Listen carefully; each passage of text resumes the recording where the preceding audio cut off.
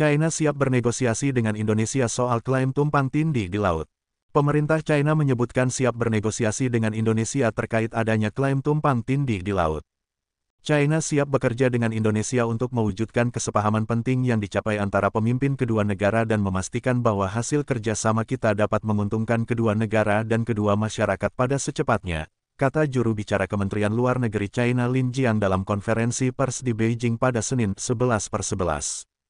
Hal tersebut disampaikan terkait dengan Joint Statement pemerintah China dan Indonesia tentang peningkatan kemitraan strategis komprehensif dan komunitas China-Indonesia untuk masa depan bersama, yang diambil dari laman Dewan Negara China sebagai hasil pertemuan bilateral Presiden Prabowo Subianto dan Presiden Xi Jinping pada tanggal 9 November tahun 2024.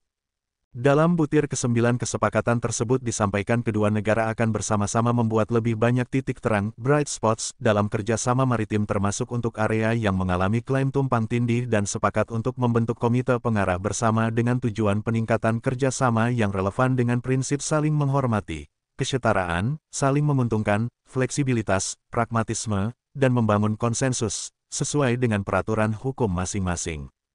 Kementerian Luar Negeri Kemenlu Indonesia juga sudah mengeluarkan pernyataan bahwa kesepakatan bersama tersebut tidak dapat dimaknai sebagai pengakuan atas klaim 9 Lines, karena Indonesia selalu pada posisi bahwa klaim tersebut tidak memiliki basis hukum internasional dan tidak sesuai dengan UNCLOS 1982 sehingga kerjasama tidak berdampak pada kedaulatan maupun yurisdiksi Indonesia di Laut Natuna Utara.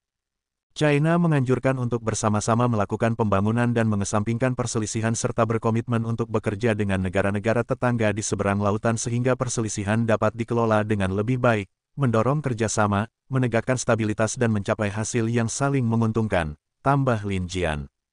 China, kata Lin Jian, juga siap untuk secara aktif meningkatkan dan melaksanakan kerjasama maritim, termasuk pembangunan bersama negara-negara tetangga di seberang lautan. Dokumen kerjasama yang ditandatangani oleh China dan Indonesia soal kerjasama maritim utamanya untuk mencapai konsensus politik dan kesepakatan arah kerjasama kedua negara soal area klaim yang tumpang tindih. Kedua negara selanjutnya akan lebih jauh membicarakan hal-hal spesifik, seperti isi dan cara kerjasama, jelas Lin Jian. Terkait dengan kedaulatan dan hak China di Laut China Selatan, Lin Jian mengatakan hal tersebut berlandaskan pada sejarah dan hukum. Wilayah tersebut ditetapkan berdasarkan sejarah yang panjang dan konsisten dengan hukum dan praktik internasional. Sejak 1948, pemerintah China secara resmi telah mengumumkan garis putus-putus dan menegaskan kembali kedaulatan dan hak-haknya di Laut China Selatan, ungkap Lin Jian. Namun, ungkap Lin Jian, China sangat memprioritaskan pentingnya penandatangan kerjasama maritim untuk pembangunan bersama dengan Indonesia. China siap untuk bekerja sama dengan Indonesia dalam mengimplementasikan pemahaman bersama yang dicapai kedua pemimpin negara sehingga kesepakatan tersebut dapat bermanfaat bagi kedua negara dan bangsa sesegera mungkin, kata Lin Jian.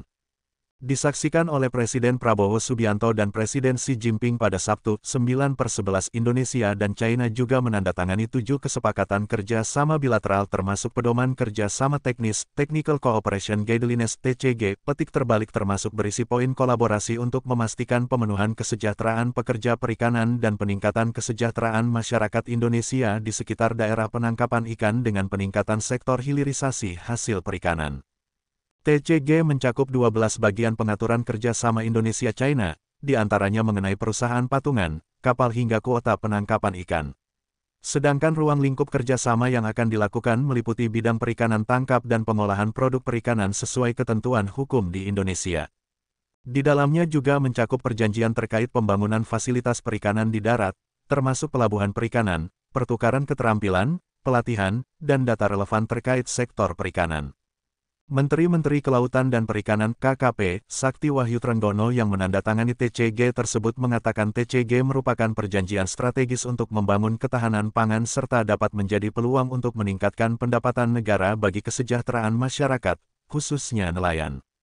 Sementara Kemenluri mengatakan kerjasama maritim Indonesia diharapkan akan mencakup berbagai aspek kerjasama ekonomi, khususnya di bidang perikanan dan konservasi perikanan di kawasan dengan berdasarkan kepada prinsip-prinsip saling menghormati dan kesetaraan seusai peraturan masing-masing negara.